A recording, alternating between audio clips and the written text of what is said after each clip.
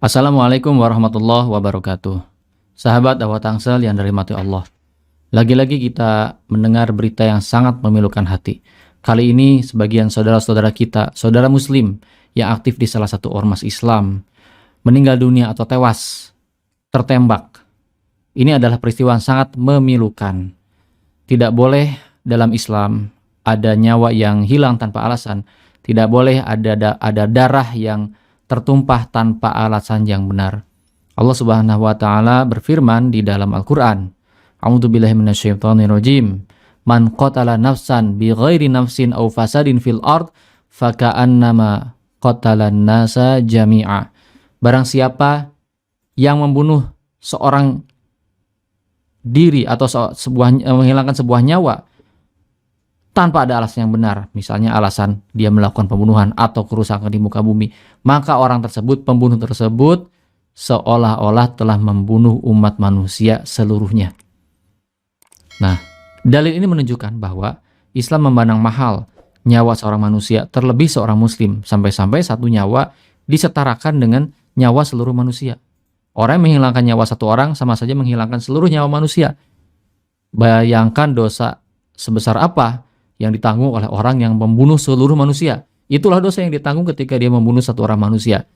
Begitu Islam sangat memuliakan nyawa seseorang, sangat menjaga nyawa seseorang, seorang manusia, terlebih dia seorang muslim.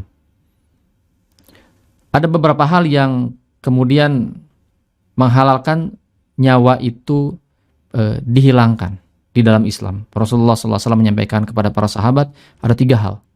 Yang pertama adalah dalam kasus pembunuhan.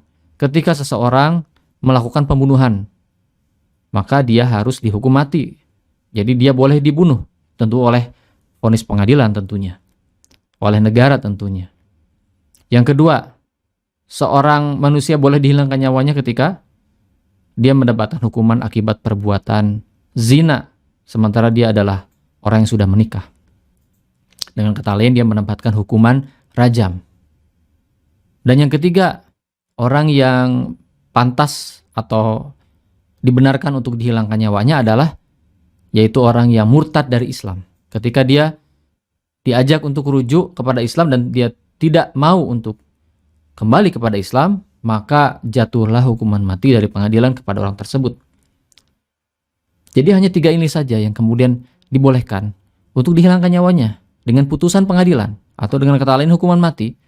Di luar hal-hal tersebut, maka tidak boleh ada upaya penghilangan nyawa, pertumpahan darah, menghilangkan nyawa seorang, apalagi seorang muslim, apalagi tanpa pengadilan, tanpa ada pembuktian bahwa dia bersalah, tanpa ada pembuktian bahwa dia telah melakukan hal-hal yang mengakibatkan dia harus dijatuhi hukuman mati. Ini tidak boleh terjadi. Sahabat Dakwah Tangsel yang dirahmati Allah, dalam Islam membunuh seorang manusia atau seorang muslim itu dosanya sangat besar.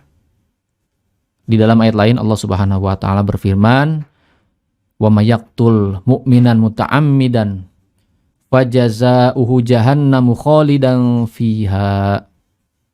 Dan barang siapa yang membunuh seorang mukmin, maka balasan bagi dia adalah neraka jahanam. Ditambah lagi khalidan fiha, dia kekal di dalamnya. Dalil ini menunjukkan dosa membunuh itu sangat besar. Bahkan hukumannya neraka jahanam, bahkan kekal di dalamnya. Oleh karena itu di dalam Islam balasan orang yang membunuh itu juga adalah hukuman yang besar juga untuk menghapus dosa membunuhnya. Apa itu? Hukumannya adalah qisas. Di dalam Al-Quran Allah Subhanahu wa taala menegaskan, Ya ayyuhalladzina amanu kutiba alaikumul qisas fil qatla. Wahai orang-orang yang beriman, diwajibkan atas kamu menegakkan qisas dalam kasus pembunuhan. Menghukum dengan hukuman setimpal bagi orang-orang yang membunuh dengan sengaja. Maka dalam Islam menyikapi peristiwa yang viral akhir-akhir ini, tegas Islam menegaskan bahwa para pelaku ketika tidak dapat mendatangkan bukti bahwa orang-orang ini pantas dihukum mati, apalagi kejadiannya memang bukan atas putusan pengadilan, sehingga sama sekali belum terbukti kesalahannya, maka penembakan ini adalah tindakan semena-mena. Maka Islam jelas menegaskan bahwa para pelaku ini wajib untuk dikenakan kisos di dalam perspektif Islam. Wajib ditegakkan keadilan sesuai dengan ayat yang kemudian tadi dibacakan. Dan dalam Islam, di dalam syariah, bisa saja keluarga korban kemudian menuntut agar si pembunuh tidak dihukum mati, tapi membayar denda atau diat. Dan diatnya cukup berat, yaitu 100 ekor unta dan 40 diantaranya adalah unta yang bunting. Syariat telah menjaga nyawa manusia. Bahkan menjadi salah satu tujuan syariah atau maqasidus syariah. Salah satu maqasidus syariah adalah hifzun nafs, menjaga nyawa. Sehingga di dalam sejarah Islam tidak boleh ada darah tertumpah sia-sia kecuali ada tindakan yang tegas dari pemerintah Islam. Begitulah bagaimana syariat Islam menjaga nyawa manusia seberapapun orangnya, jumlah orangnya dijaga oleh negara di dalam syariah. Hatta hanya satu orang saja, walaupun angkanya sangat kecil, 1 atau 2 atau 6 orang, Islam melarang menumpahkan darah mereka. Inilah syariat Islam ketika ditegakkan. Bahkan di dalam syariat Islam tidak boleh juga ada tindakan sewenang-wenang. Hatta yang melakukan itu adalah orang yang memiliki kekuasaan, orang yang memiliki jabatan, bahkan orang yang memiliki senjata. Maka dalam Islam hal tersebut tidak menjadikan pembenaran bagi pihak itu untuk menghilangkan nyawa orang lain. Apalagi orang lain yang dihilangkan nyawa itu adalah rakyat sipil biasa, warga negara yang tidak punya senjata. Ini oleh Islam sangat-sangat diharamkan. Apalagi peristiwa ini disinyalir merupakan salah satu bagian dari rangkaian teror terhadap umat Islam.